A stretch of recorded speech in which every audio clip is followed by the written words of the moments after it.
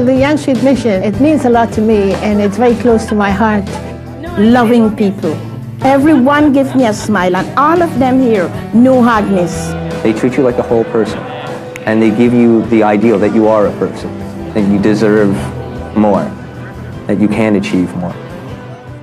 Well, the charity itself has a very audacious goal, which is to end chronic poverty within one generation. And what that means is that within one generation of the current families that are in poverty, we want them to be out of poverty by the time those people grow up. Evergreen means to me is a place where I can get help if I need it and have trust in the people that work here. I have a place that I can come to which gives me a fuller life rather than being on my own. The Yonge Street Mission means a lot to me because I gain a lot. I meet friends, we laugh, we talk, we have fun. All of that gives me the joy of Yonge Street Mission. We've been doing this at the Yonge Street Mission. We've been on the front lines of poverty in this city for 118 years, so we have a pretty good idea of what's necessary to get people out of the cycle of poverty. And in general, through we have hundreds of programs, and we serve thousands of people.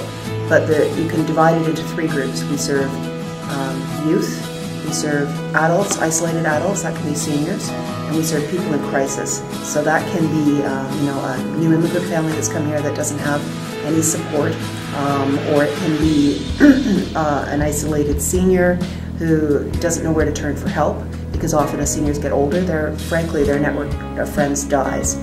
But we find that serving all of those people, there's several steps that no matter how you get to us, that we help you with. So if you come to us in crisis and you arrive at Evergreen, which is our Center for Street Involved Youth, then what we do is provide those kids with, first of all, a meal and a place to hang out, and then, so that's kind of just providing their emergency needs, and we will do the same for immigrant families who come to our food bank, for instance. We'll provide them with food, which is what their immediate need is. We can also help them out with clothing and emergency needs. But the next step with any group that we deal with is then to figure out, okay, what are your bigger needs? What's the real problem here that we need to address? Because for some people, they don't have any Canadian experience, so they need work experience here. They might have many of these people are internationally trained professionals, so they're doctors and things like that are coming from other countries, but they arrive here with no support and don't know what to do. In terms of getting the accreditation they need to work here. So the idea with everybody that we deal with, no matter how they come to us, whatever crisis they come to us we're dealing with, our goal is to, at the other end, to ensure that not only are they stabilized and have the jobs and housing they need, but that they can turn around and help other people. Because that's what we see as the way to end chronic poverty. It's giving people the tools they need to get out there and be able to earn a decent living, and then it's having those people help their community do the same thing. We provide an area where youth can come without identification, without health cards, and have their needs met, and be encouraged to move forward with their lives. We are now embarking on all kinds of projects. We're in a new phase of development and a very new exciting period here at the Yonge Street Mission. And the whole goal of it is to get the community involved in helping itself. I think a lot of people in here ought to be lucky because without this building, a lot of them would die out in the street. What we're trying to do is create networks within the community so that the women themselves can reach out to other women who might be in the same position and say, okay, these are the problems that we see, these are the situations, the areas we might need a bit of help with. I'll give you an example. Say it's a woman who in her culture she's not allowed to work outside the home, and that does happen, but they still do want to be able to contribute.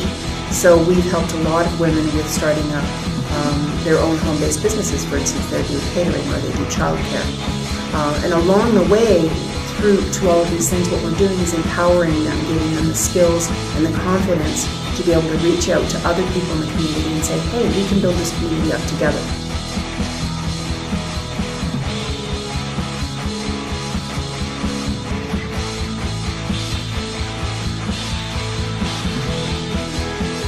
On the same day that we received a large check from a donor for $20,000, I came back and I walked past the reception desk, and one of the women at reception handed me an envelope, and taped to this envelope was a lead.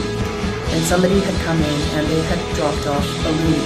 So this was somebody from the community who had no money at all, who still was moved enough by what we do and wanted so desperately to help out their own community that they gave us $1, which they couldn't afford. That mattered as much as that $20,000 check, and probably will be a moment I remember.